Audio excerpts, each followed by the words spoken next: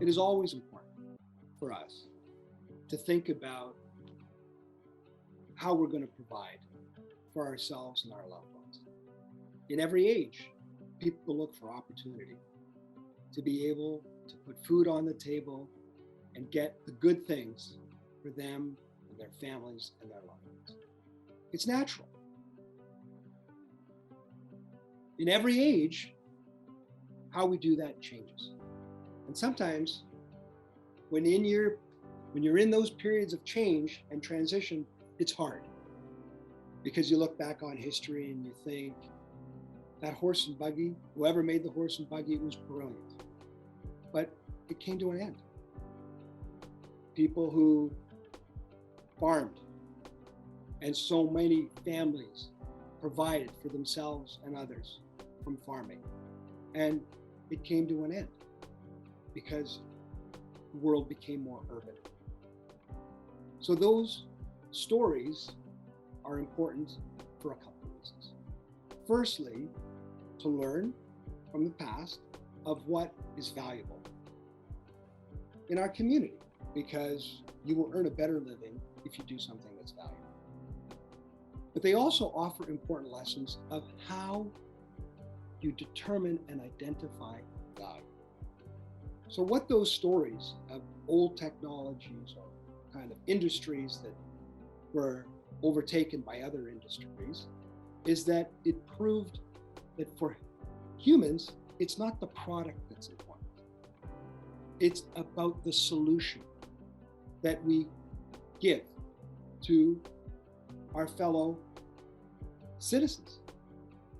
When we start to think about it's about solving something rather than selling something, you can create a mindset to ensure that you can stay relevant and always offer value to people in any market. You solve something, don't worry, people will buy it.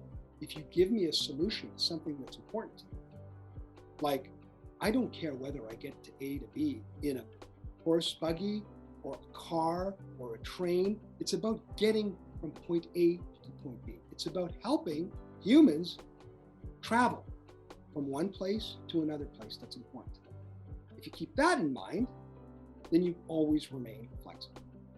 So what happens? We get good at something. There's a technology that works. And then one day somebody invents something different. And then we are faced with this uncertainty. And that's what's happening today. The whole world is going through an immense transition and transformation technologically. And we are looking to a world that is a more digital world, a less analog world. So what do people want? What are the things that we need to solve for? Is I want to connect better with other humans over technology like we're using today. I want to trade in more places. Why should I only trade with folks who are 100 miles away from me? Because now, two very simple things.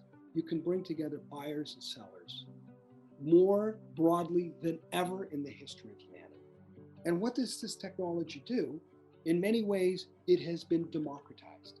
So you don't have to ask permission as much as in the past to do something today. You want to trade with somebody far away in another country? You don't need to ask somebody permission to do that. You could get on your computer, you can search, you can join groups, you can connect with people. The modern economy in many ways is like a rushing river. And if people try to get in the way, they can put a big rock in the middle of the river. But what happens when you put a big rock into a rushing river? The water goes around. It finds a way through it. In that, yes, there is uncertainty. And yes, there is change. But there is immense opportunity because now we are all on the front lines of that opportunity. And regardless of what we've done in the past, it is still something still valuable. And we want to connect with other people to have access to the broadest markets possible. We look back at history, my heritage in Lebanon. When we think about the same dynamic, but in a different age, I always joke, they say the Phoenicians invented the boats and the Phoenicians invented trade and they went across the Mediterranean Sea to find new markets. I always joke it's because they were tired of selling to all their cousins. They all ran out of money, and they're like, don't come and sell me another orange. I got plenty. And they're like, we need to find new markets, new people, and folks who will buy our stuff. So they said, they looked across at these seas, and they thought, that's pretty scary to go out there. I better try to build something that can get me across these waters, and I can go to these other lands. And as a matter of fact, when you think about those times and how bold, in many ways, humans are, and the story of the Phoenicians captures this. And I went with my kids for the first time, and I took them to the Rock of Gibraltar. And you think of the world at that time and what people thought. They thought the world was flat. They thought it ended, that there was nothing beyond the Rock of Gibraltar. And it's fascinating when you go there, and those who have seen it, it kind of looks like God's stop sign.